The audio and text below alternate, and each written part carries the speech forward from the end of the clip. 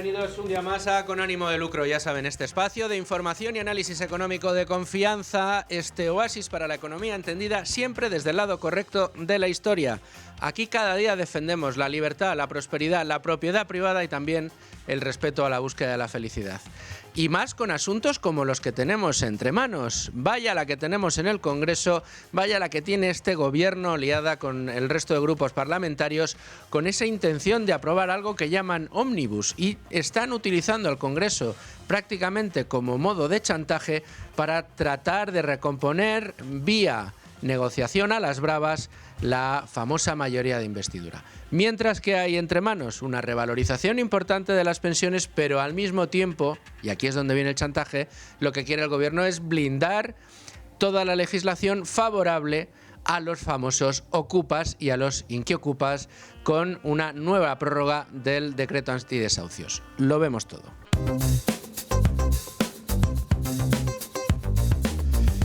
Pues eso es lo que tenemos entre manos. Desde el Ejecutivo están empeñados en sacar adelante ese famoso decreto ómnibus con la gran excusa pública de poder mantener las medidas del famoso escudo social que se puso en marcha con motivo de los problemas económicos derivados del cierre a las bravas de la economía al que sometió Pedro Sánchez a nuestro país, pues para tratar de ayudar a aquellas personas que estaban sufriendo. De ahí el decreto antidesahucios, de allí todas las medidas de ayudas y subvenciones, además del perdonar el pago de los servicios energéticos a muchos ciudadanos en dificultades. En definitiva, toda esa serie de medidas que, pues para el gobierno tenían mucho sentido en aquel año 2020-2021, pero que se nos antoja muy complicado poderle dar sentido en las fechas en las que nos encontramos, y más con un mercado de la vivienda como el que tenemos. ¿Por qué decimos esto? Bueno, pues porque el gobierno quería que el Congreso le convalidara un decreto ómnibus en el que ponía a la misma altura y bajo el mismo epígrafe una revalorización de las pensiones en las que sí que tendría mayoría parlamentaria, puesto que el Partido Popular, por ejemplo, sí que apoya esa revalorización de las pensiones, lo condicionaba a tener que aprobar también, por ejemplo, la prórroga del famoso decreto antidesahucios, llamado de otra manera, quitándole el eufemismo, es el decreto blinda ocupas, porque lo que hace este decreto es blindar la ocupación en nuestro país. Y sobre este mismo asunto no solo se ha pronunciado el Partido Popular, que ya ayer rechazó públicamente este decreto ómnibus y señaló que el gobierno estaba chantajeando al Parlamento, entre otras cosas porque, como bien decía el Partido Popular, desde sus filas se ha llegado a proponer que la revalorización conforme al IPC de las pensiones sea algo automático. Aquí en este programa estaremos más o menos de acuerdo. Aquellos que estudian la sostenibilidad del sistema de pensiones verán probablemente un problema mayúsculo en el hecho de poner automática la revalorización de las pensiones para no tener que pasar por el Parlamento cada año y que sucedan este tipo de cosas. Pues el gobierno lo que dice es que el Partido Popular lo que está haciendo es jugando con el dinero de los pensionistas con tal de oponerse al gobierno. El PP lo que dice es, no, lo que no vamos a hacer es blindar, por ejemplo, a los ocupas para darte a ti una victoria parlamentaria, y nosotros ya te dijimos que lo importante era que se revalorizaran automáticamente las pensiones. Bueno, esto es lo que forma parte del debate político entre el Partido Popular y el gobierno de Pedro Sánchez. Pero desde los partidos que apoyaron la investidura de Pedro Sánchez también ha llegado oposición. Y hoy hemos vivido un momento, pues yo creo que muy llamativo, al menos muy ilustrativo de lo que tenemos, y que une muchas aristas de los complicados problemas que tratamos aquí todos los días. ¿Por qué digo esto? Bueno, pues porque hemos tenido, por un lado, en Onda Cero, con el señor Alsina, a la ministra de Seguridad Social, a la señora Elma Sainz, quien ha estado defendiendo las posturas del gobierno de una manera muy educada y dialogada con el señor Alsina en Onda Cero. Y en paralelo teníamos a la señora Nogueras de Junts per Catalunya pues debatiendo y bueno, manteniendo una airada conversación, no con una ministra del gobierno, no con una portavoz del Partido Socialista, no con una portavoz del gobierno o con alguien relacionado con el PSOE o con el ministerio de turno. No. La airada conversación que van ustedes a escuchar es la que han mantenido esta misma mañana la señora Nogueras, de Junts, y Sílvia Inchaurrondo, de Televisión Española. Hay quien me ha dicho esta mañana que Sílvia Inchaurrondo defiende mucho mejor que la señora Elma Saiz los postulados del gobierno frente a las críticas de la oposición. No, sí, pero tenemos que hablar claro. Y le voy a hacer una pregunta a usted. ¿Usted quiere sacar la renta, usted quiere tirar adelante la revalorización de las pensiones? ¿Hay consenso? Ponga la votación y sale adelante. ¿Usted quiere solucionar el problema que usted me está planteando? Nosotros también. Hay otras medidas, hay soluciones. Hay mucha más gente a la que se tiene que acompañar que la que este Real Decreto recoge. Por lo tanto, usted me está preguntando, usted me está preguntando, ¿no se conforman con esto? Y nosotros les decimos, no nos conformamos con esto. Y ojalá todo el mundo hiciera lo mismo que estamos haciendo nosotros. Sí, bueno, como es muy... como no me gusta que dos personas hablen a la vez en televisión porque si no, no se entiende, déjeme seguir por la vía que estaba siguiendo yo, que es lo que recoge sobre la ocupación, no sobre inquilinos que dejan de pagar. Yo voy a volver a la vía en la que estoy yo. Usted me pregunta sobre la vía que usted insiste y yo voy a insistir en la vía que yo creo que tenemos que insistir. Pero si no le he preguntado todavía, señora Nogueras. Porque otra cosa es confundir a la gente. Sí, hombre, por supuestísimo. Mire. Bueno, pues en esa conversación la señora Inchaurrondo seguía y le decía a la señora Nogueras: ¿estamos de acuerdo en que un ocupa y un inquilino que deja de pagar no es lo mismo? Y aquí es donde habría que decir la señora Inchaurrondo: señora Inchaurrondo, es que ese es el problema, esa es la madre del cordero, esa es la trampa en la que nos mete el gobierno día sí día también cuando nos dice de una manera muy insistente y además muy displicente que el problema de la ocupación es un problema residual en España porque afecta a un porcentaje bajísimo de nuestro parque de vivienda. Claro, el problema es que se agarra para mantener esa afirmación a los procedimientos abiertos en materia penal por ocupación de vivienda. No se para, ni repara, ni revisa todos los procedimientos que hay abiertos por la vía de lo civil por incumplimiento de contrato que protagonizan muchos inquilinos, cientos de inquilinos, miles de inquilinos que en nuestro país decidieron, al amparo del famoso decreto antidesahucios, dejar de pagar el alquiler y mantenerse en esa vivienda. ¿Por qué? Porque sabe que ese decreto antidesahucios que el gobierno quiere prorrogar y con el que ha querido chantajear precisamente al Congreso para que le aprobaran el famoso decreto ómnibus, gracias a ese decreto antidesahucios del gobierno, el inquilino que deja de pagar la renta y se declara a sí mismo vulnerable se mantiene en la casa obligando o hurtándole el derecho de propiedad al propietario legítimo de esa vivienda y no resarciéndole ni con el pago del alquiler ni con absolutamente nada. Más al contrario, la ley obliga al propietario a seguir manteniendo el pago de los servicios que se presta a esa vivienda, hablamos de luz, de agua, de gas, de comunidad, puesto que si no los paga se verá en un problema legal. Ahora bien, el que tenía la obligación de pagar el alquiler y no lo paga, tiene margen amplio de años por delante sin necesidad de abandonar esa vivienda. Eso es lo que se llama inquiocupación y eso forma parte de los problemas de ocupación que hoy en nuestro país o que hoy convierten a nuestro país en una vergüenza internacional porque no se respetan para nada los derechos de propiedad. Pues señor Inchaurrondo, sí. Estamos hablando del mismo problema, estamos hablando del problema que la ley que ayer el gobierno al que usted defiende con tanto ahínco en sus entrevistas en Televisión Española, esa ley lo que pretende es prolongar todavía más ese problema que tenemos encima de la mesa. Un problema que en última instancia está detrás de otro muy importante, que es el de acceso a la vivienda.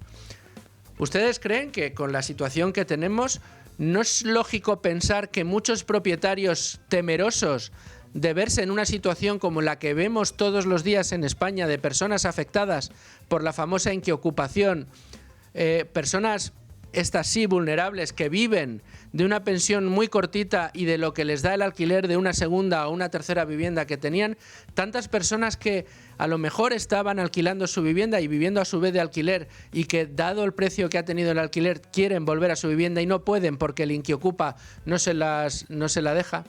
Esto al gobierno le da exactamente igual. Y lo que ha hecho, y es lo que se pone de manifiesto, después hablaremos con Leticia Vaquero en profundidad, que es quien ha estado siguiendo este tema más de cerca en los servicios informativos de Radio, y tendremos la oportunidad de hablar con el vicesecretario de Hacienda del Partido Popular, con el señor Juan Bravo, para profundizar un poco en el chantaje que ha protagonizado el gobierno. Lo que ha pretendido el gobierno con esto es decir, si no me aprueban ustedes la revalorización de las pensiones, es porque ustedes quieren fastidiar a los jubilados. Y lo que el Partido Popular, la señora Nogueras y otros tantos en el Congreso le están diciendo al gobierno es: no nos chantaje. Aquí, si usted tiene voluntad de incrementar el poder adquisitivo de los pensionistas mediante la subida en favor del IPC de las pensiones en España, si usted de verdad hubiera querido hacer eso, hubiera planteado esa subida por separado.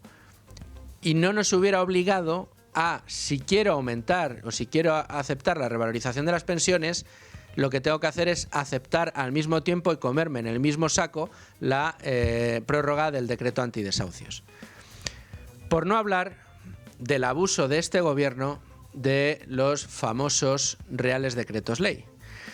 Esta fórmula que se reserva, según nuestra Constitución y el reglamento del Congreso, únicamente para momentos muy puntuales en una legislatura en la que la urgente necesidad hace que haya que legislar sin tener que pasar por un arduo y pedregoso trámite parlamentario, pues cuando hace falta por emergencias naturales o por cualquier otro tipo de situación muy urgente y evidente que no se puede hacer de otra manera. Sin embargo, este gobierno, como no tiene apoyos parlamentarios, ha abusado como ningún otro de ese famoso Real Decreto Ley.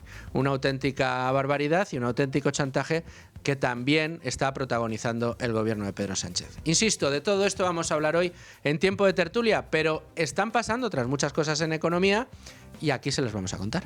Y me acompaña como cada día Rubén Folguera, ¿con quién? ¿Qué tal, Rubén? ¿Qué tal? Muy buenas tardes, ¿qué tal? Buenas tardes, sí, ya 12 y 20, buenas tardes. Vamos a repasar la portada en primer lugar de Libre Mercado, un periódico, el nuestro, el Económico de Libertad Digital, que abre ahora mismo con una pieza de Beatriz García sobre el empleo público, que está desbordando con Sánchez los 3,6 millones de funcionarios en este momento. Hombre, y desde que Sánchez llegó a la Moncloa, el número de funcionarios o de empleados públicos ha aumentado más de 500.000. Y esto, dice Beatriz, que por un lado es cierto que lastra nuestra economía, porque al final esas nóminas se pagan con recursos que se extraen del sector privado, más allá de la discusión clásica de si hay labores necesarias o no, que son productivas en sí mismas. Es evidente que esto es así. Y luego, además, al gobierno le interesa incrementar el número de empleados públicos por una razón muy sencilla, porque gracias a ellos la tasa de paro puede reducirse, pueden aumentar el número de activos ocupados y por tanto vendernos la moto de que pues la economía española en materia laboral va perfectamente, cuando no es así. Hay que aclarar y es importante que en España tenemos funcionarios de primerísimo nivel, en España tenemos funcionarios que hacen muy bien su trabajo y, ojo, que muchos funcionarios han pasado unas pruebas extraordinariamente duras para poder acceder a esa plaza. El problema lo tenemos cuando el Ejecutivo a lo que se dedica es a sobredimensionar la nómina de funcionarios en España y hace depender precisamente ese incremento brutal de funcionarios, nada más y nada menos que más de 500.000 en lo que lleva de legislatura, de, evidentemente, la gallina de los huevos de oro, porque aquí no nos engañemos, todo lo que gasta el sector público sale del sector privado, el dinero no crece en los árboles, el dinero no se encuentra por debajo de las piedras, el dinero sale de la productividad de un sector privado que está extraordinariamente castigado por el gobierno. Si de verdad fuera necesario un cuerpo tan enorme de funcionarios y de empleados públicos, y al mismo tiempo tuviéramos una estructura productiva con una productividad creciente cada año, con una llegada de inversiones enorme cada año y con una mejora de del valor añadido que aportan los trabajadores en España, esta situación sería fabulosa y oye, y si hacen falta 500.000 más de funcionarios, hágase. Claro. Aquí el gran problema que tenemos entre manos es que mientras se depaupera al sector privado, a quien se le ahoga con cada vez más legislación y con cada vez más impuestos y cotizaciones sociales, se trunca la posibilidad de que tengamos una mayor y mejor productividad y al mismo tiempo engordamos de una manera brutal las clases pasivas, tanto los funcionarios como los empleados públicos, con lo cual tenemos un problema de primer orden encima de la mesa. Pero tenemos más asuntos. Me ha llamado mucho la atención esto de nuestro compañero Miguel Puga, cuando se fija las cosas que hace La Sexta, a veces pues saca asuntos muy llamativos. Ya sabes que Miguel Puga es nuestro experto mediático, por decirlo así, en el mercado, ¿no? Es el que sigue con más afinidad lo que se dice en los medios de comunicación, especialmente los medios de comunicación sesgados hacia la izquierda, con el interés de pues ver qué comentan sobre economía y también pues cuáles son sus trucos a la hora de vendernos un relato que es falaz. Y es que en este caso, pues en La Sexta llevaron a un maquinista jubilado, supuesto como vemos experto en el sector ferroviario, evidentemente para hablar de todo lo que concierne al sector que ahora mismo se ve pues afectado por lo que ha ocurrido durante la pasada semana. Y lo que ha descubierto Miguel Puga es que, bueno, pues esta persona que decía que se negaba a hablar de culpables o no culpables de los casos, de los accidentes que han ocurrido, decía que, por ejemplo, el accidente de Gélida era culpa del cambio climático, porque claro, ya sabes que los desprendimientos es por culpa del cambio climático. Pues esta persona en realidad se ha llegado a presentar como segundo por Podemos en las elecciones de Castilla-La Mancha y también ahora forma parte, digamos, del comité ejecutivo de Izquierda Unida Albacete, para que veamos cuál es el sesgo de este maquinista jubilado.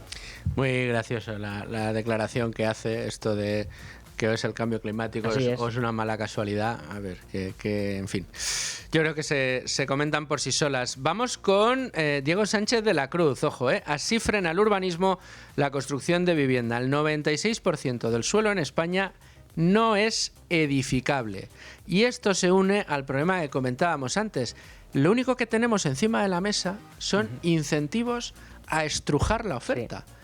Una oferta muy necesaria para poder equilibrarse con una demanda creciente y alimentada también por anuncios y subvenciones, que lo que hace es que no deje de crecer y que no haga otra cosa que incrementar el déficit de viviendas entre las que necesitamos y las que se construyen. Y es más, ya no es solo que el 96% del suelo que hay en España no sea edificable, sino que además en su artículo Diego Sánchez de la Cruz pone el foco en que a corto plazo sería edificable con fines residenciales solo el 2,1% de todo el suelo que hay en nuestro país. Y lo que hace también Diego es repasar cuál es el estado del sector inmobiliario ahora mismo en España y llega a la conclusión de que desde 2020 el precio de la vivienda se ha incrementado pues un 40%. Y claro, habría gente que dijera, pero esto las empresas lo van a aprovechar porque evidentemente si el precio, o al menos así se entiende tradicionalmente en teoría económica, ¿no? Si el precio aumenta es porque hay una oportunidad de ganancia. Lo cierto es que no, porque como sabemos la inversión, o sea, la rentabilidad del sector está cayendo y de hecho, si vemos los datos que hoy figuran en la pieza de Diego, son muy importantes porque la inversión en el sector inmobiliario, en vivienda en concreto, ha pasado de representar el 12,1% del PIB en 2006 al 5,6% actualmente. O sea, que se ha pasado a ser la mitad. Y vamos a terminar este repaso a la portada de nuestro periódico en Internet con la pieza relativa a un nuevo golpe que nos van a dar a los contribuyentes. ¿Cómo no? Y además va contra los coches, las motos y las embarcaciones de segunda mano, porque lo que ha decidido el gobierno es que el precio de estos vehículos se incremente este próximo año simplemente por decreto. ¿Por qué? Porque lo que va a hacer es incrementar los precios de referencia para tasar los impuestos que se aplican a la compra y la herencia de estos bienes. Y evidentemente el precio se incrementará. ¿Y cómo? Pues muy fácil, con un truco muy sencillo, que es incrementar la base imponible.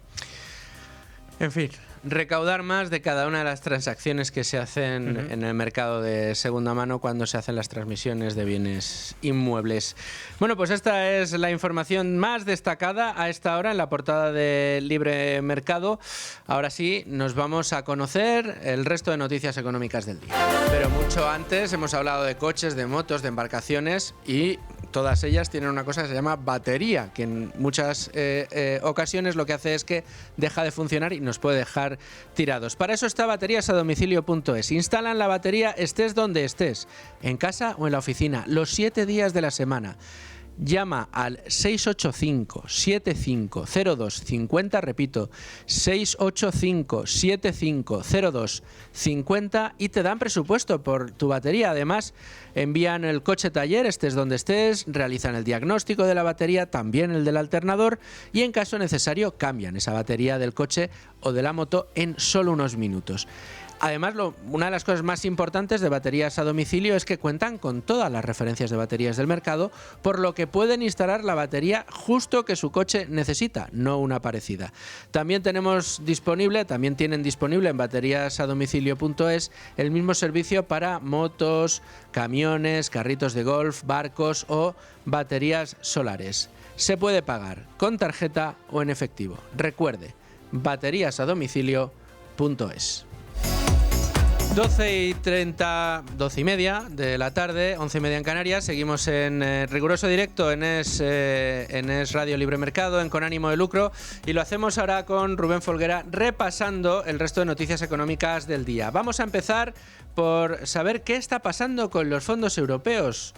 Rubén, ¿cuánto queda por ejecutarse? Según el último análisis de COFACE, el 42% de los fondos Next Generation sigue sin ejecutarse en el conjunto de la Unión Europea. Por tanto, quedarían unos 270.000 millones de euros por desembolsar hasta finales de este año, cuando finaliza el plazo de ejecución. Según el informe, los retrasos se deben a cuellos de botella administrativos, capacidad de ejecución limitada y contextos políticos cambiantes. Vamos en el plano empresarial a destacar a Mercadona, líder indiscutible de su sector y vaya cifras que presenta. Según el último informe elaborado por NIQ, la cadena presidida por Juan Roig cierra 2025 con una cuota de casi el 30%, mientras que Carrefour cerró con un 7,2% y Lidl con un 6,2%, que pierden peso, de hecho. Asimismo, el año pasado Mercadona facturó lo mismo que la suma de Carrefour, Lidl, Día, Eroski, Consum y Alcampo juntos, con una facturación de casi 40.000 millones de euros. Del mismo modo, el informe explica que el gasto en gran consumo registró cifras récord en 2025 con un total de 130.000 millones.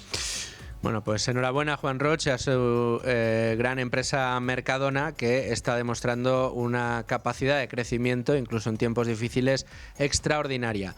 Vamos ahora con otro asunto importante también, porque se han aprobado las indemnizaciones para las víctimas de los accidentes ferroviarios. El BOE acaba de publicar el decreto aprobado ayer en Consejo de Ministros por el que se establecen las indemnizaciones para las víctimas de los accidentes ferroviarios de Adamuz y Gélida, que suman un total de 210 personas, estableciendo 14 categorías de daños que van desde los 2.400 euros a los 84.000 euros.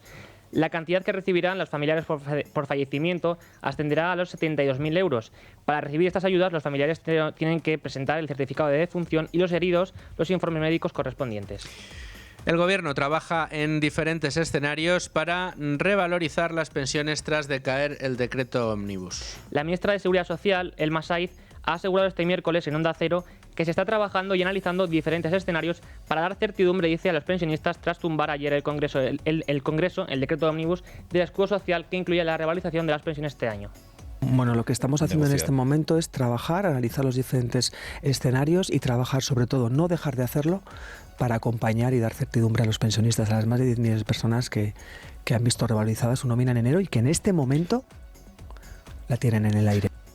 La ministra también ha señalado que están en un constante diálogo con Junts. El diálogo es constante, somos muy conscientes de la minoría parlamentaria y se llevan al Congreso votaciones muy importantes. Y hay una importante irresponsabilidad, como la que vimos ayer, en el principal partido de la oposición. Una irresponsabilidad que ha asumido en la incertidumbre otra vez, porque no es la primera vez que lo hacen, a más de 10 millones de pensionistas en este país.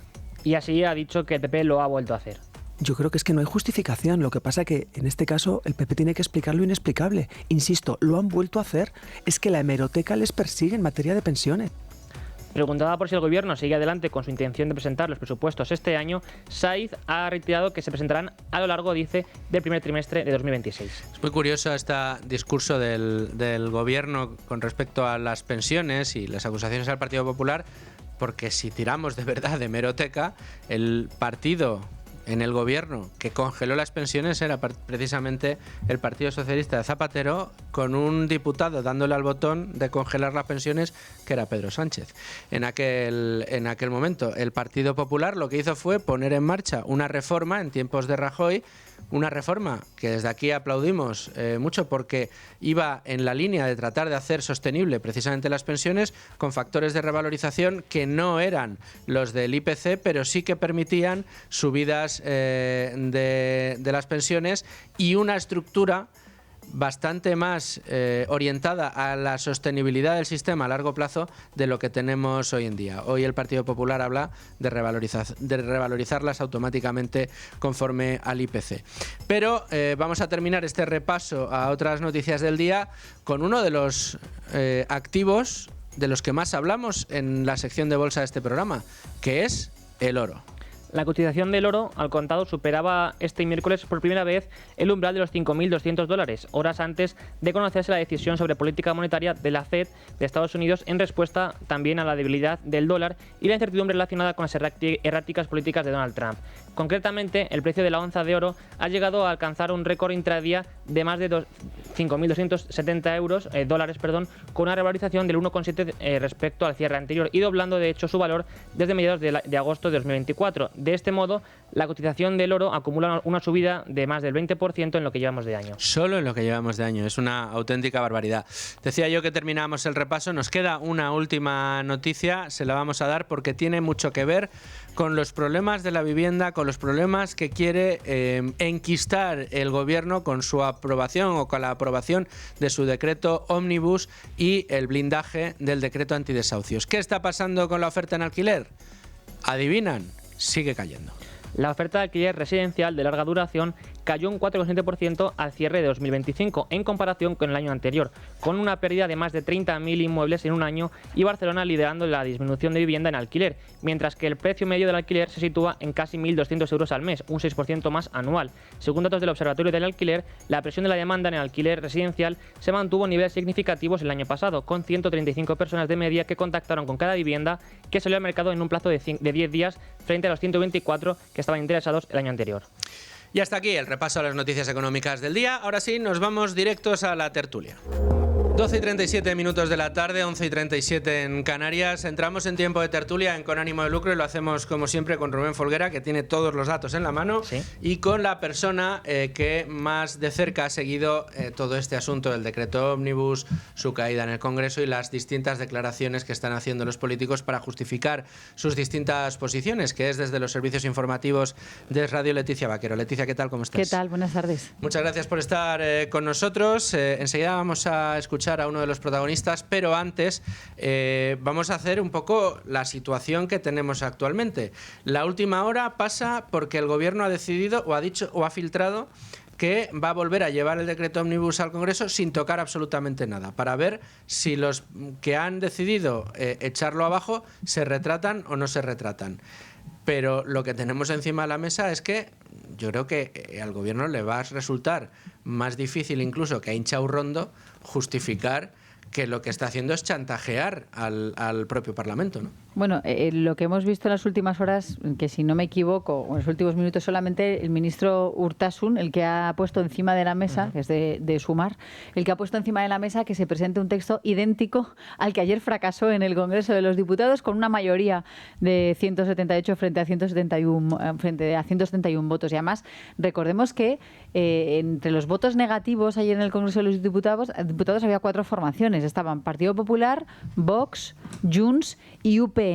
UPN. Eso no quiere decir que el resto de partidos estuvieran totalmente de acuerdo con todas las medidas, porque ayer durante el debate parlamentario, muy interesantes las palabras que pronunció la diputada del PNV, el Partido Nacionalista Vasco, y Idoia Sagastizábal, donde apuntaba que no le gustaba, o sea, no comulgaban para nada con el punto de lo que tiene que ver con la moratoria antidesahucios, con la prohibición de los desahucios para personas vulnerables, para que se les exima, se les siga protegiendo para que no paguen el alquiler si no pueden, pero que no se les pueda echar de las casas, ¿no? Y ahí es donde está el punto de fricción, porque lo que están haciendo es, y ahora si queréis lo comentaremos, es señalar con el dedo a los propietarios, incluso los pequeños propietarios, no hablamos de grandes tenedores, fondos de inversión y estas cosas, sino simplemente pues te aguantas. O sea, si hay una persona que está en tu casa que no tiene dónde irse a vivir porque supuestamente pues pagaba un alquiler, pero de repente se ha quedado en el paro, no le llegan las ayudas, lo que sea, y no te pagan, pues te tienes que aguantar.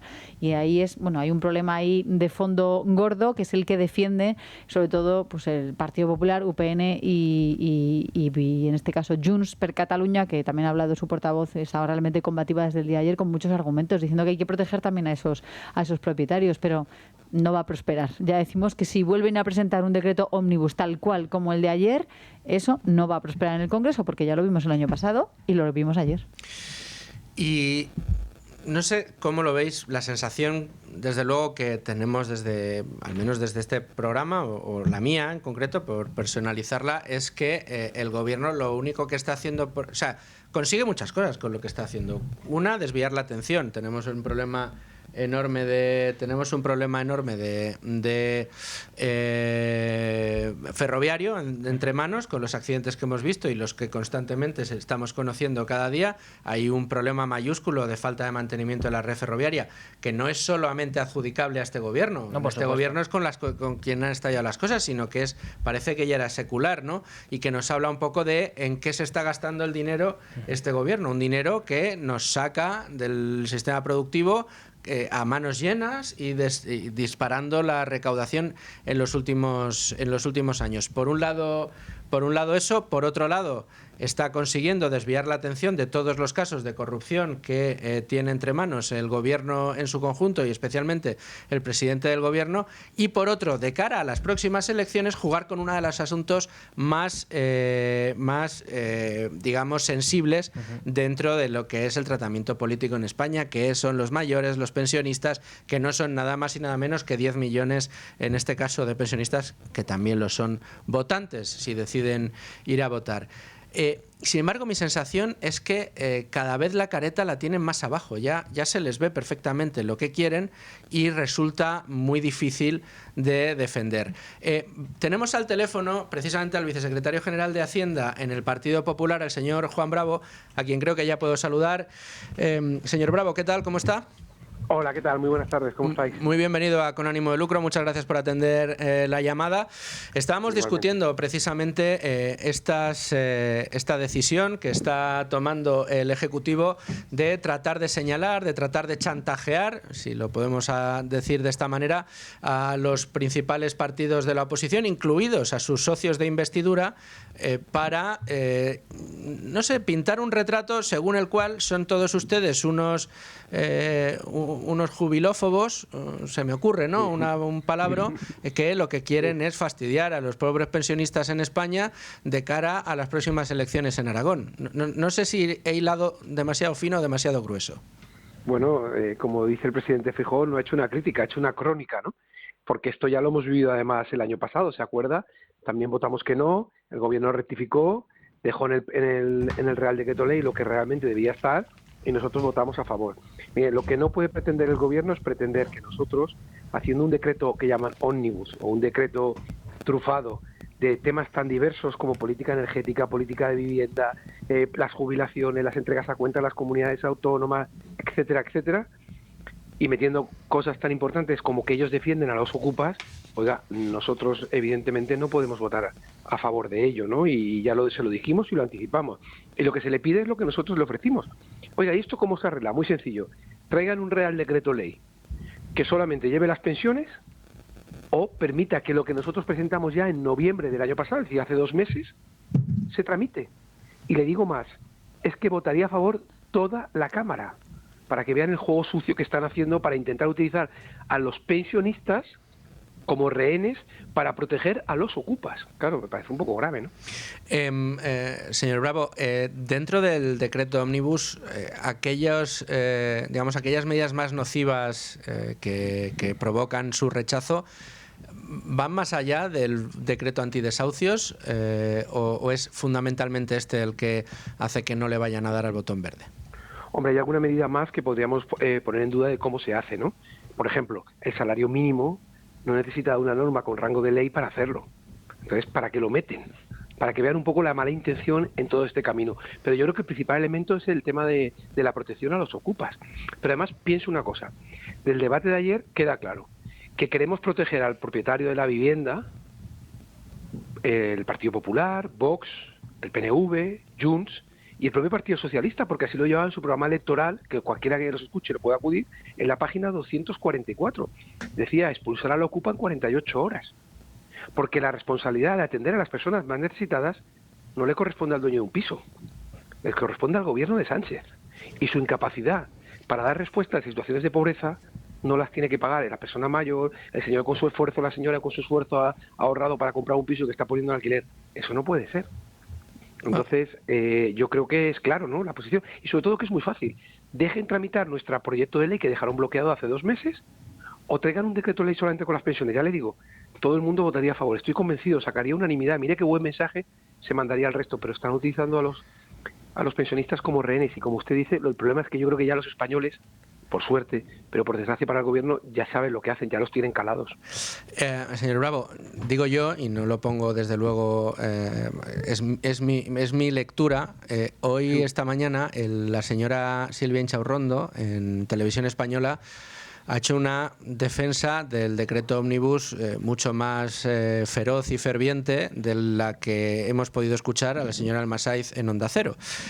Y una de las cosas, de los argumentos que ha empleado de una manera muy vehemente, en este caso Inchaurrondo, frente a Nogueras, a quien estaba entrevistando, era diferenciar de una manera muy clara entre lo que es un ocupa y lo que es una persona que estaba alquilada en una casa y que de repente deja de pagar.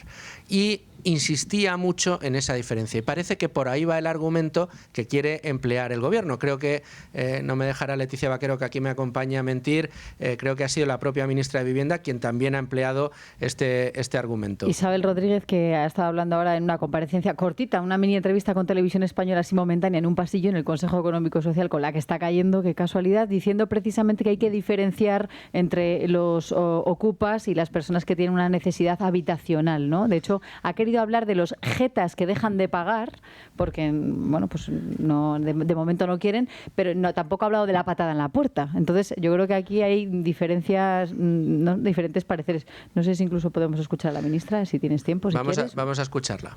Yo creo que en su mayoría comparten, como creo también que la mayoría de los grupos parlamentarios, que ante circunstancias de adversidad las administraciones públicas tienen que estar para proteger y que lo que no se puede hacer es enredar e intentar confundir a la gente, como digo, intentando confundir situaciones de pobreza o de tropiezos que te da la vida y que te dejan desarmados con delincuencia. Cuando hablan de ocupación con K, de lo que están hablando es de delincuencia. Señor Bravo. Pero si lo ha dicho ella, que la responsabilidad es de las administraciones cuando la gente tiene dificultades, que no es del dueño del piso, que el dueño del piso no tiene ninguna culpa. Es que es muy sencillo. Y que apliquen lo que llevaban en su propia ley. La ley antiocupas que nos tienen bloqueadas, que nosotros presentamos hace 2 años, que dejen tramitarla. No les pedimos ni siquiera que la voten a favor, solamente que la dejen tramitar. Fíjese qué sencillo acabaríamos con el problema. Eso para las ocupas.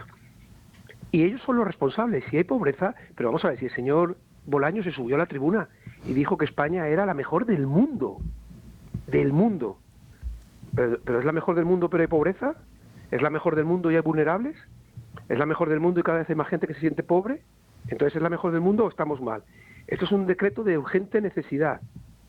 Pero no dice que estamos tan bien. O sea, no sé si se ve un poco las incongruencias, ¿no? Y en segundo lugar, si lo que a ellos les preocupa son las pensiones, que traigan un decreto de ley solamente de pensiones. Yo le ofrecí desde la tribuna nuestras normas preparadas, nuestras proposiciones de ley por bloques, que las tramiten que nos dejen tramitarle la relativa a las pensiones y con temas de seguridad social, la relativa a políticas en materia de impuestos, en materia económica y en materia energética, la relativa a la DANA y las entregas a cuenta de las comunidades autónomas, que es la sanidad, la educación y políticas sociales. Bueno, yo creo que es sencillo, se hacen 4 o 5 bloques. Fíjese, ¿por qué no metieron dentro del primer Real Decreto Ley el de las subvenciones al transporte? ¿Por qué, puestos a haber incorporado 8 temas distintos, por qué no metieron 9? Claro. ¿No es sorprendente? ¿Por qué no lo haces igual que hiciste uno separado?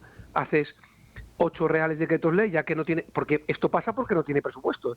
Porque todo lo que va ahí debería ir en unos presupuestos. Como no son capaces de sacar presupuestos, tienen que hacer un real decreto ley. Y como no son capaces de sacar los apoyos, tienen que trufarlo de 8 medidas diferentes para intentar que le cuadre el círculo. Y no le cuadra, claro. Señor Bravo, me gustaría preguntarle también por otra cuestión, porque, claro, hay como un doble discurso dentro del Ejecutivo. Ernest Urtasun, el ministro, ha dicho hace un rato que tendría que el Gobierno presentar de nuevo el mismo decreto ómnibus para dejarles a ustedes, sobre todo, en evidencia. Mientras tanto, la ministra competente en Inclusión y Seguridad Social, Elma Saiz, la portavoz del Gobierno, ha dicho que se están buscando alternativas, ¿no? Que se están viendo de qué manera se va a poder revalorizar las pensiones un 2,7%. Creo que ahí como hay una doble vara de medir, o no entiendo cuál es la estrategia en este momento, si hay mucha diferencia entre un partido y otro dentro del Gobierno de coalición, y sobre eso me gustaría preguntarle qué cree que está ocurriendo. Y sobre todo también la segunda pregunta, si ustedes han hecho un cálculo de cuál es el plazo, en qué plazo el Gobierno podría presentar, pues no sé, un consejo de ministros extraordinario que se pudiera celebrar este mismo viernes, como pide el presidente de ATA, Lorenzo Amor, y aprobar un decreto ley limpio, solamente con lo que tiene que ver con la revalorización de las pensiones, como para que los pensionistas, 10 millones de pensionistas en España, puedan en el mes de febrero cobrar esa revalorización, que ya en enero la van a cobrar. Claro. Pues mire, lo primero, a la primera pregunta que usted habla de la diferencia dentro del Gobierno, creo que es evidente, pero no ahora, sino a lo largo de la legislatura. Incluso cuando Sánchez hizo una propuesta de una rebaja de fiscalidad en materia de arrendamientos, la oposición al Gobierno dentro del Gobierno, es decir, Sumar, dijo que no estaba de acuerdo, ¿no? Y sobre todo, de ese discurso que usted me acaba de trasladar, aquí el objetivo, que es preocuparse porque la gente esté mejor, o atacar al Partido Popular, porque de lo que usted ha dicho, parece que el objetivo es atacar al Partido Popular. Nosotros no queremos atacar al PSOE, queremos que la gente viva mejor, queremos ayudar a que la gente esté mejor. No, es una diferencia importante, ¿no? En segundo lugar, usted me dice, mire, a nivel de pensionistas, los pensionistas en enero lo han cobrado con la subida. Y ahora hasta que se haga el abono de la pensión del mes de febrero, queda todavía un mes. El Gobierno tiene como mínimo 4 consejos de ministros para poder aprobarlo y llevarlo. O dejar tramitar el proyecto de ley que nosotros presentamos. ¿Les resulta muy complicado? Es más, favorecer que los 10 millones de pensionistas les dejemos tranquilos y no se le utilice como rehenes por parte del Gobierno, ¿no merecería que se hiciese un Consejo de Ministros esta tarde o mañana para dar tranquilidad? ¿O lo que estás jugando es a intentar desgastar a la oposición, como ha dicho Urtasun, que quizás se la ha escapado? Ese es el auténtico... O sea, lo que quiere el Gobierno no es que usted, sus padres, nuestros abuelos estén mejor. Quiere que el Partido Popular esté peor. Nosotros en eso no vamos a jugar. Creo que lo demostramos ayer. Señor Bravo, sé que estaba muy ocupado. Yo le agradezco muchísimo que haya dedicado estos minutos a Con Ánimo de Lucro. Seguiremos muy pendientes de esto y volveremos a contar con usted siempre que sea necesario y ustedes quieran. Muchísimas gracias y que tenga muy buen día. Un placer. Bueno, pues la verdad que ha puesto muchos temas encima de la mesa el señor Bravo y muchos que tienen mucho que ver con la situación que atravesamos. Me gustaba mucho la reflexión del señor Bravo respecto a este debate en el que nos quiere meter el Gobierno de diferencia entre ocupa e inquiocupa. Al final el problema es el mismo, es una violación del derecho a la propiedad, una violación en toda regla del derecho a la propiedad. En un caso porque te la allanan y en otro caso porque incumplen un contrato y se quedan con tu propiedad, ¿no? Aquí precisamente, si me apuráis, casi más en la segunda parte, donde digamos el propietario es más vulnerable porque ya tiene a la persona dentro, es donde mejor y más, más diligentemente tendría que actuar la administración para hacer valer esos derechos de propiedad. Sin embargo, lo que hace el Gobierno es decir, no, hombre, pero es que si la persona es vulnerable usted se tiene que aguantar. Y aquí Juan Bravo pone el dedo en la llaga y es decir, oiga usted, si usted quiere ayudar de verdad a esa persona porque de verdad considera que es vulnerable, ayúdela usted. no obligue al propietario a poner el piso de su parte y de su bolsillo para que usted no tenga que ofrecerle una ayuda a esa persona vulnerable. Y aquí ya veríamos cómo había que hacer más que una declaración responsable para poder quedarse en una casa, ¿no? Sí, bueno, al final esto lo que demuestra es que es un fallo del sistema o del Estado en cualquier caso, ¿no? Porque evidentemente no está sabiendo hacer frente a las obligaciones que tiene que hacer en materia asistencial. Porque ¿para qué se pagan tantos impuestos? Para cosas como esta, ¿no? Para cosas que se entiende que son necesarias para ayudar a los vulnerables y los necesitados. Lo que no se puede hacer, como bien decía, era responsabilizar a la sociedad de lo que tendría que encargarse el gobierno. Y luego otra cosa y otra lectura interesante en todo esto y que escuchamos ayer en el hemiciclo. Esta medida de la moratoria antidesahucios se prorroga cada año desde el año 2020. O sea, esto es una medida que el gobierno se saca de la manga durante la pandemia para proteger a los vulnerables, ¿no? Tenía sentido porque en un momento de emergencia había muchos ERTES, ¿no? Expedientes temporales. Podría ser, pero ¿por qué cada año se prorroga?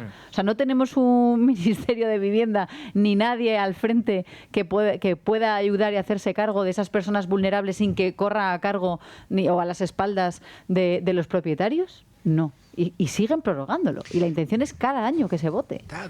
Pero solo un matiz, que estoy de acuerdo con lo que dices, pero un matiz que yo creo que es no menor.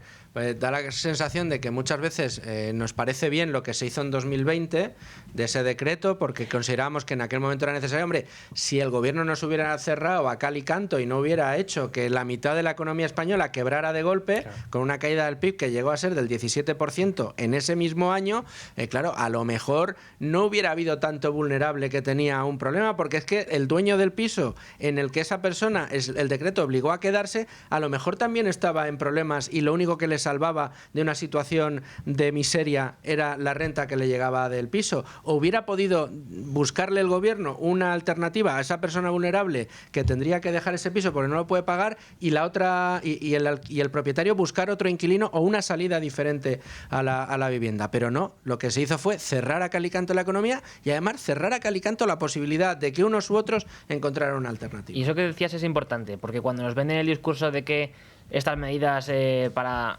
En el fondo lo que hacen, lo sabemos, es proteger a los delincuentes, según ellos se hacen con el fin de pues ayudar a los vulnerables. En realidad es una discriminación de vulnerables, ¿no? Porque ¿qué pasa? Que el propietario de la vivienda que tiene ese alquiler, que quizá es lo que le da ese extra en la pensión, que muchos son pensionistas, no es vulnerable, no merece un trato, digamos, favorable por parte del gobierno en este sentido. Pues evidentemente que sí.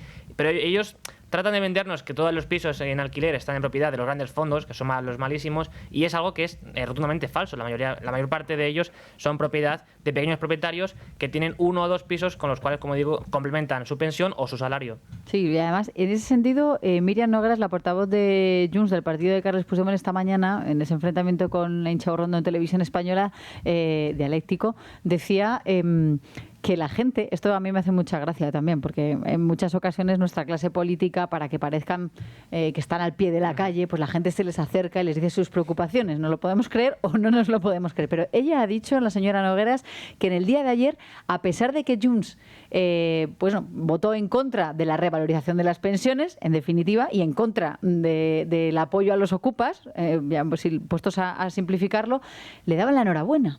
O sea, ¿cómo te llega un pensionista y te dice, gracias Junts por permitir que no se me suban las pensiones? Pues ahí hay algo más. Gracias Junts por no permitir que el ocupa que esté en mi vivienda o la vivienda que yo tengo en alquiler para completar mi pensión, porque me lo he currado durante toda mi vida, pues no esté más protegido aún. Luego, entonces, esa es la explicación. O sea, no solamente el problema es que aquí hay un doble juego dialéctico, ¿no? El gobierno lo que quiere, y lo decía también Juan Bravo del Partido Popular, es criminalizar, señalar a los que han votado en contra solamente del tema de las pensiones. Ya, pero es que ustedes están mezclando churras con merinas. Y precisamente mezclan churras con merinas también cuando hablan de pensiones, porque las que más se van a revalorizar, o era la intención, eran las no contributivas y el ingreso mínimo vital también, un 11,4. ¿Sí? Los pensionistas, digamos, que cobran una pensión de jubilación era un 2,5, si no me equivoco. 2,7, ¿no? 2,7, eso es, perdón. Pues claro, al final también en este sentido no solo usan a los pensionistas como rehenes de su discurso, sino que a los propios pensionistas jubilados los usan para vendernos su política social, que en realidad, como ya hemos hablado aquí,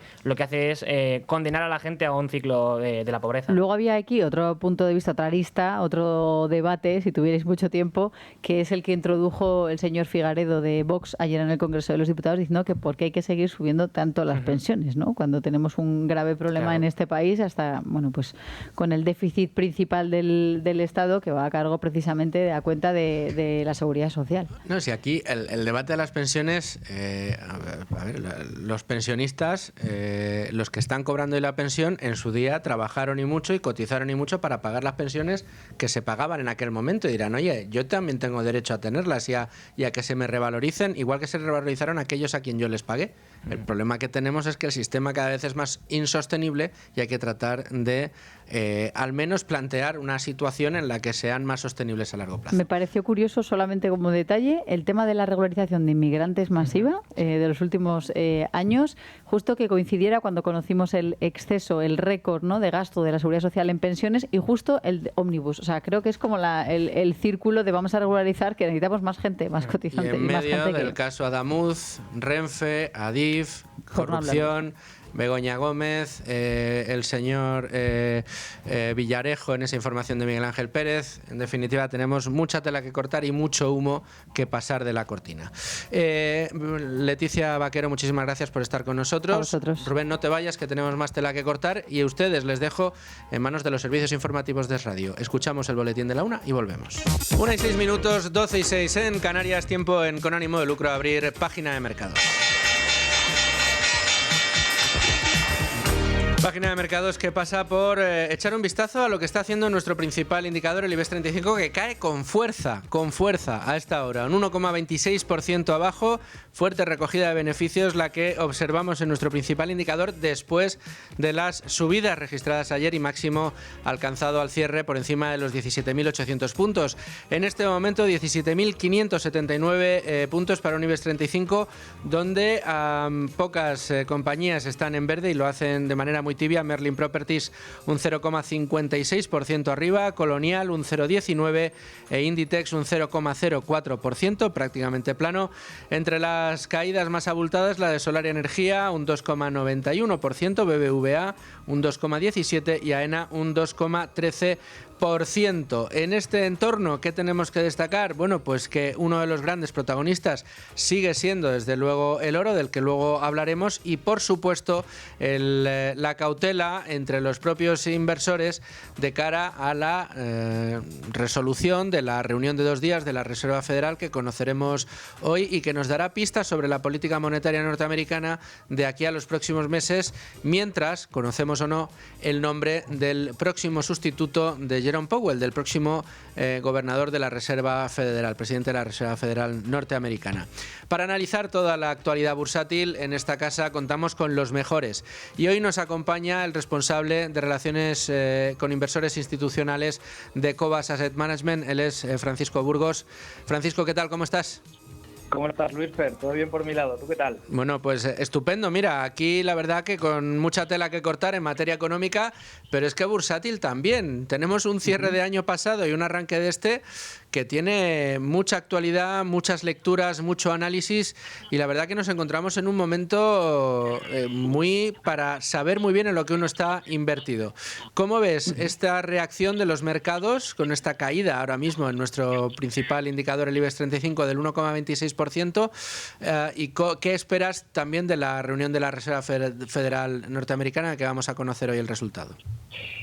Sí, bueno, vivimos en un contexto de cierta incertidumbre, ¿no? Porque sí que aunque los mercados, si tú coges los resultados que están mostrando en cuanto a que se traduce en el performance en el último año, en este arranque del año, son buenos, por debajo hay mucha incertidumbre, hay muchas tensiones geopolíticas, hay ciertas tensiones económicas y por lo tanto hay cierta dependencia o puede haber volatilidad dependiendo de las noticias que vayan aconteciendo conforme pasa el año, ¿no? Entonces siempre hay que ser prudente en este aspecto y entender cómo posicionarse uno para tratar de evitar esta, dificultad de prever lo que ocurre en los mercados. En cuanto a la Fed, desde mi punto de vista, el foco no está en una decisión concreta de los tipos, sino como en el mensaje. Como decía, el entorno es complejo, la inflación está más contenida que en años anteriores, pero todavía tienen riesgos y tienen, estamos hablando por ejemplo que en Estados Unidos es verdad que todavía tienen unos tipos entre el torno al 3,5%, entre el 3,5 y 3,75, y la inflación estimada es de 2,4 o 2,8. Entonces, veremos viendo, pero lo que digo, un entorno complicado, con buen comportamiento de los mercados por arriba, pero por debajo con esa incertidumbre y con esas tensiones geopolíticas y de mercados que en cualquier momento podrían causar una corrección o no. Desde luego, que esa es la situación que estamos atravesando. De hecho, a mí hay algo que me llama mucho la atención, Francisco, yo no sé si compartes la misma lectura, y es que en este entorno de incertidumbre, que no es menor, o sea, estamos viendo cambios de calado que no sabemos por dónde van a salir. Estamos viendo cómo los ejes de influencia internacional en materia geoestratégica están cambiando. Tenemos un Estados Unidos que ha decidido darle una patada a la OTAN, Europa teniendo que rearmarse después de estar en una situación en la que no era la mejor para tener que abordar nuevas inversiones, tiene que armarse, en este caso, busca nuevos socios comerciales, firma el acuerdo con Mercosur, firma el acuerdo con India. Mientras tanto, Estados Unidos parece que está empeñado en el American First y todos los problemas que con ello está abordando, como por ejemplo la crisis en Groenlandia, pero es que al mismo tiempo seguimos teniendo una guerra en Europa, a las puertas de Europa, con ese conflicto en Ucrania que no termina, pero es que además tenemos los problemas en Irán, pero es que además tenemos a China también muy fuerte, amenazando con ser el otro polo de ese mundo, bueno, pues en este caso con dos grandes polos, en lugar de ser multifactorial tenemos dos grandes polos que son China y Estados Unidos. Claro, y con este entorno de incertidumbre que estamos dibujando, y con el dólar como está, que yo creo que es una de las claves de bóveda para entender todo lo que está sucediendo, tenemos los índices en máximos, una fiesta que parece no querer terminar en los mercados y da la sensación de que nadie está tentando la ropa, nadie está poniendo las barbas a remojar. Totalmente. De hecho, yo creo que vivimos un contexto inexplorado a lo largo de muchas décadas en el mundo occidental. De hecho, como hablabas ahora mismo de Groenlandia, es la primera vez que se ataca la soberanía de otra democracia. Desde la época de Nixon, cuando atacaron o cuando desestabilizaron el gobierno de Salvador Allende, o ya si nos tendríamos que remontar antes de la Segunda Guerra Mundial. Todas estas incertidumbres, todos estos potenciales riesgos geopolíticos de los que hablas y que cada vez van a más, sobre todo metiendo mucha presión a una Europa que se ha visto abocada a tener que invertir más en defensa, con unas, digamos, cuentas o unos balances pues bastante debilitados por los enormes déficits y endeudamiento que arrastramos, nos lleva a un terreno en el cual hay que tener mucho cuidado con las decisiones de inversión que se toman en este caso. Por eso nosotros siempre abogamos, invertimos independientemente de lo que haga la macro, porque no sabemos qué va a ocurrir, y invertimos en compañías sólidas, en compañías con poca deuda, que tengan ventajas competitivas. ¿Qué ocurre con esto? Que a nivel agregado una cartera se puede proteger frente a esta incertidumbre, porque tratar de prever lo que van a hacer los mercados es imposible, y más en un entorno como el que hablábamos, de tanta tensión geopolítica, donde la decisión de una persona puede alterar el devenir de muchos países, muchas economías y por lo tanto de los mercados. Francisco, otro de los activos que decíamos que está generando información prácticamente a diario, pero cuya cotización creo que trasciende la mera especulación, sino que es un síntoma de un problema más profundo, es el oro. El oro está en 5.000, creo que 5.200, me ha parecido mirar, dólares la onza, la última vez que he mirado, unos niveles, pronosticados por nuestro común amigo Gustavo Martínez, pero por poca gente más, ¿no? Y de hecho la tesis del oro sigue estando ahí vigente, precisamente yo creo que alrededor de toda esta incertidumbre de la que estamos hablando. ¿Cómo estáis observando desde Cobas este activo y si creéis que sigue teniendo recorrido o buena parte del valor que tenía que capturar ya lo tiene capturado? Es difícil de saber. Sí que es cierto que determinados expertos en la materia sostienen que el oro ha entrado en una fase de mercado alcista por la infravaloración que ha tenido relativa en los últimos años frente a otros activos financieros y agregados económicos. Pero también creo que hay determinados factores estructurales que han forzado o que han creado esta subida del precio del oro, y que es nada más y nada menos que la expansión monetaria de los países y los regímenes monetarios que van implementando, que de hecho eso se retroalimenta con la demanda del metal por parte de los bancos centrales. Entonces, nosotros entendemos la tesis, pero por un tema, y con esto no quiero decir que sea una tesis más o menos válida, sino que nosotros al final nos dedicamos a buscar compañías que generan beneficios. Y con el oro es complicado muchas veces saber qué es lo que va a pasar, porque determinas de factores exógenos, ¿no? Entonces, hemos tenido una minera de oro en concreto, Equinox, que la vendimos el año pasado con muy buenos retornos, pero sí que es cierto que por un tema nuestro de filosofía de inversión y de proceso, muchas veces es complicado. No tomamos decisiones por expectativas de lo que vaya a ocurrir en el precio del oro de la macro o en la macro, sino que lo que hacemos es encontramos una compañía que producía cierta cantidad de oro, lo normalizábamos a la media histórica del precio y con eso teníamos cuán cara o barata estaba la compañía, ¿no? Y por eso decía que de esta manera nos protegemos frente a la macro, también frente a riesgos geopolíticos, porque como no sabes qué es lo que va a pasar, lo más seguro que podemos hacer nosotros es comprar beneficios, comprar flujos de caja, que eso determina el precio de las acciones a largo plazo. Lo demás, pues son tesis que pueden ser muy buenas. Nosotros al final nos tenemos que ceñir a nuestro círculo de competencia, y nuestro círculo de competencia pasa por el encontrar compañías buenas y generación de beneficios estables. Francisco, ya que te tenemos, sí, haznos un balance un poco de cómo habéis cerrado 2025 y qué esperáis de este 2026. Pues ha sido un año magnífico, porque el fondo que menos rentabilidad ha tenido ha estado cerca del 30%, nuestro fondo de referencia Cobas Selección por encima del 30%, nuestro fondo ibérico, y además destacando que no teníamos posiciones en bancos, pues también por encima del 50%, y con unas perspectivas muy positivas, con una cartera muy sólida y compañías que conocemos muy bien en ese top 20 que representa el 50% del total de la cartera y que pensamos que deberían seguir empujando la rentabilidad.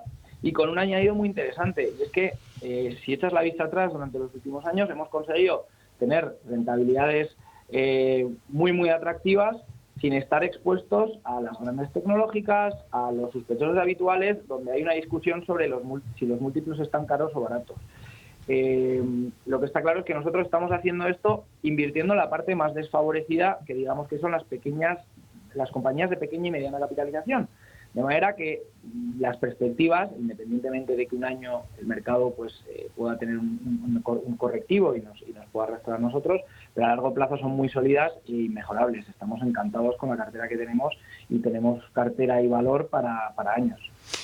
Bueno, pues Francisco, te agradezco mucho que nos hayas hecho ese balance y también que nos hayas ayudado a entender la situación en la que estamos viviendo y por qué los mercados hacen lo que hacen. Espero escucharte muy prontito de vuelta aquí en Con Ánimo de Lucro. Un abrazo, Luis Fer. Un abrazo.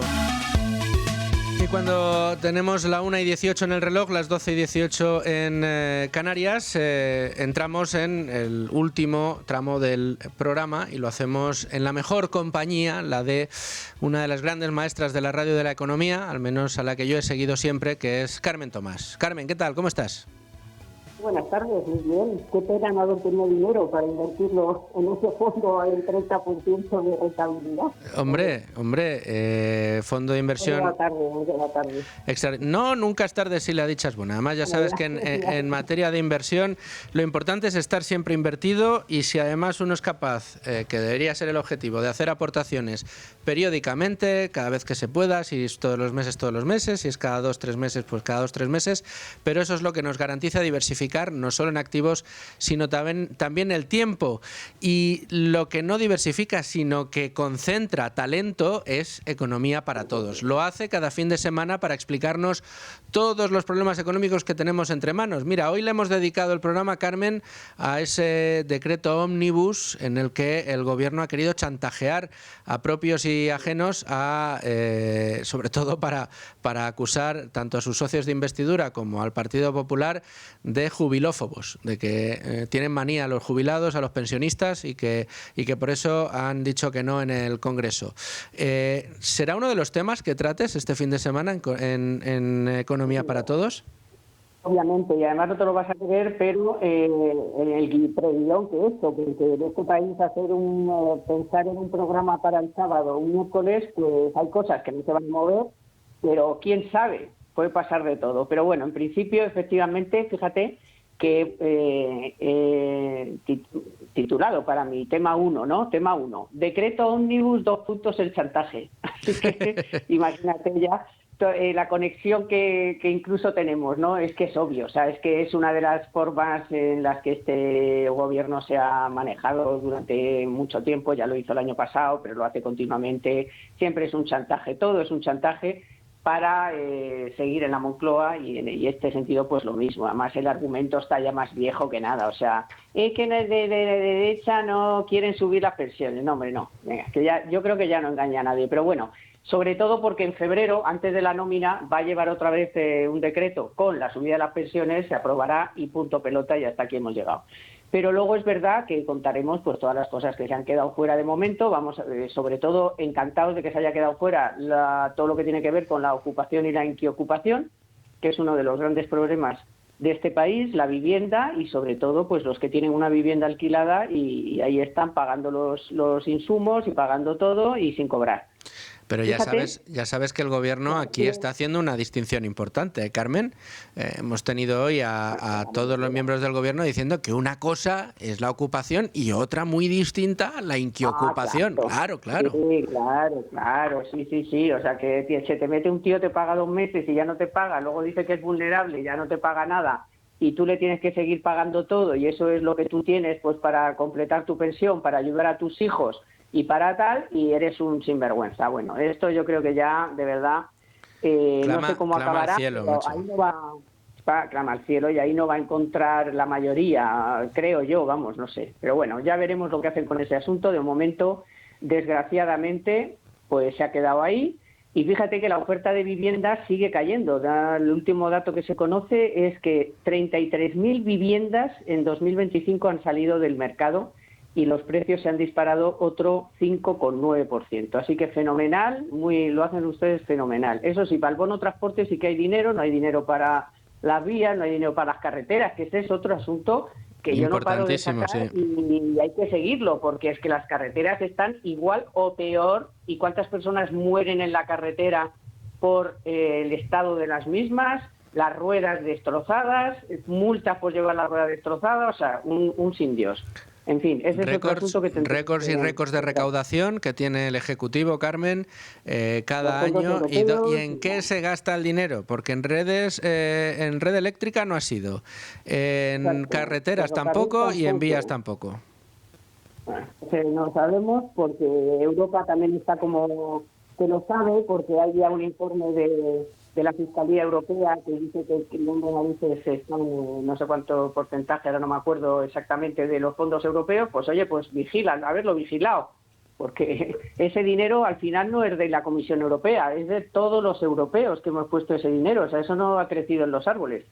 Entonces, bueno, pues un desastre absoluto. Luego tenemos, por supuesto, la regularización de inmigrantes en el fondo y en la forma, porque otra vez la forma es pasarse por el arco del triunfo al Congreso y llevarlo ahí de mala manera, ya veremos cómo. Bueno, ya por cierto, ya no es que si no consigues los antecedentes penales, pues promete aquí que no has hecho nada. O sea, una cosa, ya un certificado, un documento de que yo confieso que soy bueno.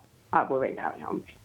Bueno, y luego pues las consecuencias que todo eso va a tener, porque estamos hablando de 500.000, que no son 500.000, Funcas dice hasta 840.000, más que traerán a su familia, que yo no digo que no tengamos que regularizar inmigrantes, sí, pero no de esta manera. Y yo siempre cuento el caso de una declaración responsable que viven en mi pueblo. O sea, ¿por qué les tenéis 2 años deambulando sin poder trabajar cuando hay un empresario que les quiere hacer un contrato? Cuando pasan los 2 años, entonces ya pueden presentar el contrato y los papeles. ¿Y sabes lo que ocurre? Que encima les tienen que pagar 500 euros a un abogado. y si eres de Uruguay, 3 años. O sea, 3 años en España sin poder presentar los papeles y ahora vais de buenos y de progres y tal. Sois unos sinvergüenzas y habéis estado 7 años sin hacer nada por esta gente. Bueno, y ahora lo hacéis mal, como se hace todo y se hace por otras razones.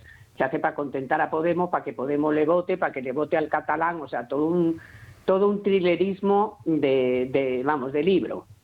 Es tremendo. Y lo de la declaración responsable que me dices. O sea, sí, prometo que no he hecho nada, pero hombre, por favor, si no y luego para conseguir un certificado de penales en Marruecos, en Argelia, tampoco lo tienen fácil porque que alguien en Colombia te pida el certificado que te llegue y dicen que en 3 meses van a regularizar a todos estos y son incapaces de darte cita para pedir la pensión o para el paro. Mira, hombre, encima les engañan. Es tremendo. Bueno, no se lo cree nadie eso. Y luego la EPA, que bueno, tiene de todo absolutamente. A mí lo que más me ha interesado son varias cosas que ha comentado Rotellar y que ha comentado Uso en sus documentos y en sus artículos, y es empleo público, empleo privado, o sea, está creándose empleo público, funcionarios autónomos, hay más funcionarios que autónomos, y luego que los contratos que más suben son a tiempo parcial y no el completo. Y luego hay una cosa que yo es que de verdad, o sea, me da 975.500 trabajadores del sector público no tienen contrato fijo. Y estáis vosotros pidiendo a los empresarios que encima han perdido empleo el sector privado, que sois unos mandangues y unos tal y unos cual, y vosotros tenéis a casi 1 millón de personas temporales. Sí. No. Eso es indignante, es indignante. Carmen, es miércoles, eso te iba a decir. Por eso.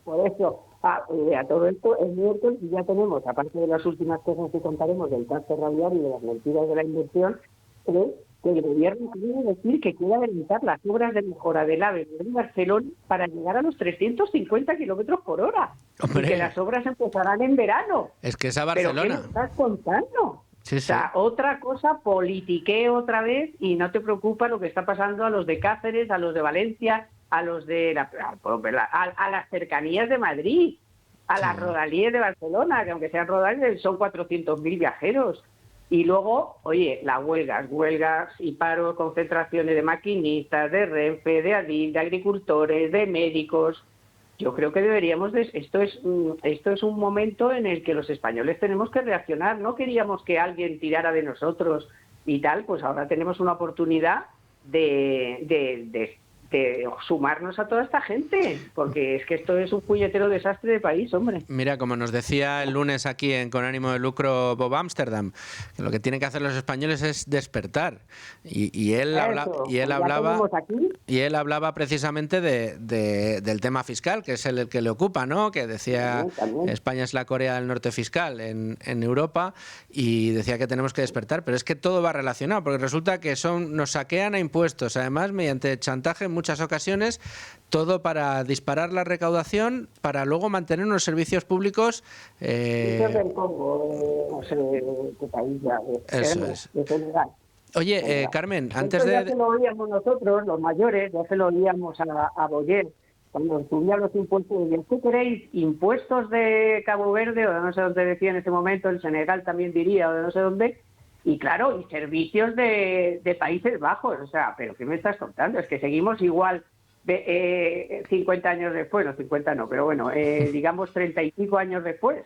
Sí. Es que nos contáis la misma milonga, que es que tenemos que seguir pagando si queremos servicios pero es que no tenemos los servicios de Suecia, se decía entonces, o sí, países, pues eso, con buenos servicios, ya está bien, hombre. Recuérdanos quiénes vas a tener en el programa.